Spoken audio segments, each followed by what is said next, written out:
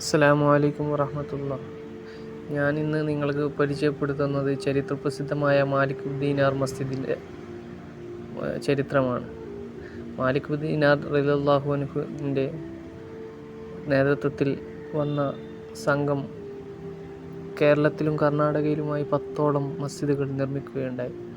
അതിൽ പ്രസിദ്ധമായ ഒന്നാണ് മാലിക് ദീനാർ മസ്ജിദ്, തളങ്കരയിൽ സ്ഥിതി ചെയ്യുന്നത്. അതുകൂടാതെ അവിടെ മാലിക് ദീനാറിൻ്റെ റളിയല്ലാഹു അൻഹു തങ്ങളുടെ പരമ്പരയിലുള്ള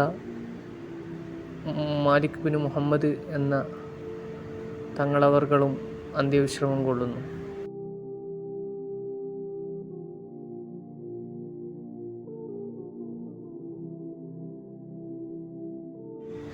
വളരെ പഴക്കം ചെന്ന ഈ മസ്ജിദ് 1400 വർഷങ്ങൾക്ക് മുന്നേ എടുത്തതാണ്.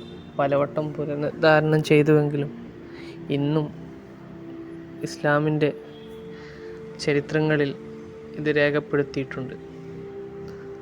അപ്പോൾ ജീവിക്കുന്ന കാലത്ത് ഇസ്ലാമിന് വേണ്ടി ഒരുപാട് ത്യാഗങ്ങൾ ചെയ്തവരാണവർ. അവരെ ഓർക്കുക എന്നത് നമ്മൾക്ക് നമ്മുടെ ഈമാനിൻ്റെ ഭാഗമാണ്.